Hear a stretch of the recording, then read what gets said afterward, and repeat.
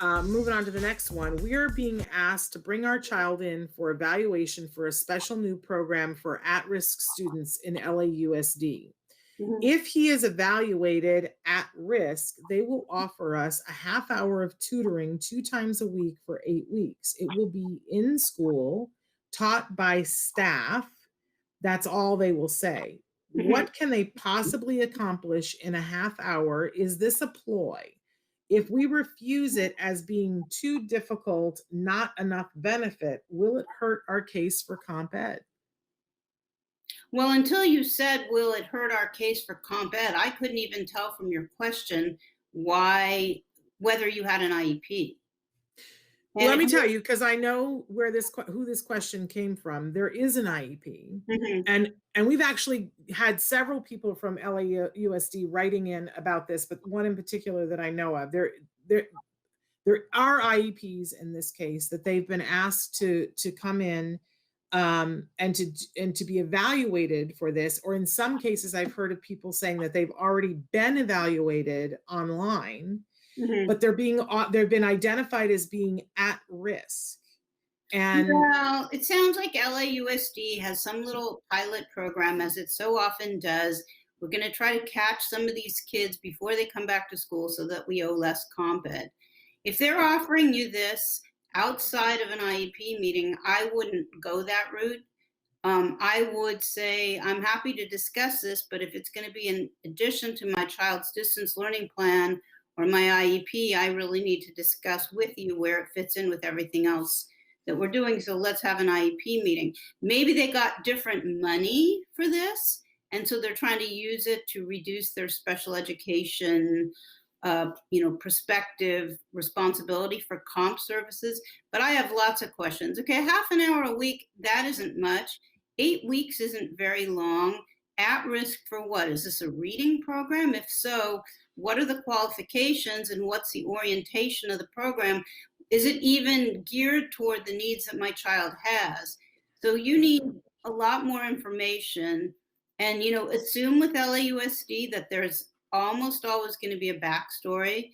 Sometimes for fun, I just Google LAUSD terms and things as I'm reading through an IEP, and weird stuff pops up. So um, do a little more nosing around and see what you can find out. But my question would be, how do you feel your child is doing now? Do you feel your child is at risk? And if so, what does your child need in order to mitigate the risk? Do you need comprehensive current assessments? Do you need additional or different services? What you're being offered sounds like a one size fits all, and that's not how we're supposed to do things in IEP land. yeah. So Well, I I know from instinct, talking, go ahead. healthy instinct to be asking questions about now.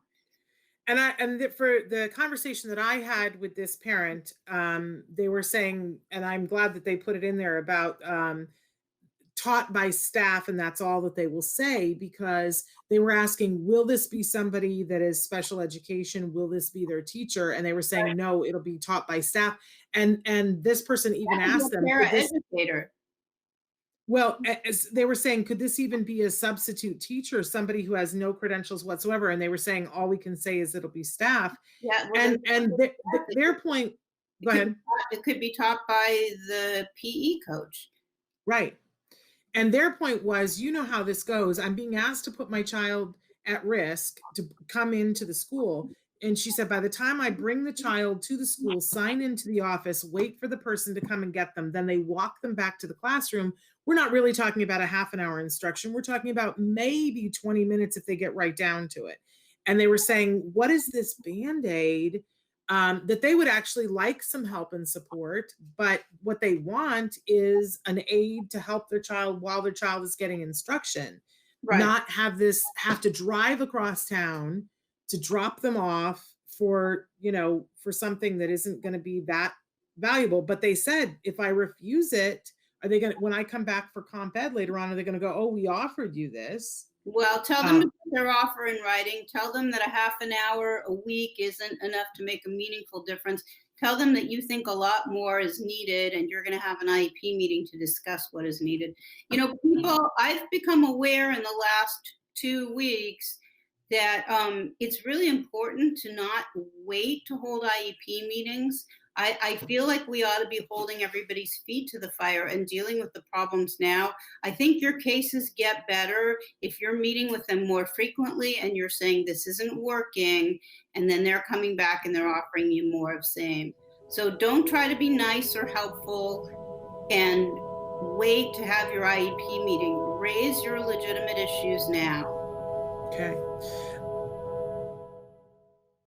Hey, thanks for watching Autism Live. To subscribe, click here. And if you'd like to check out some more of our videos, click here.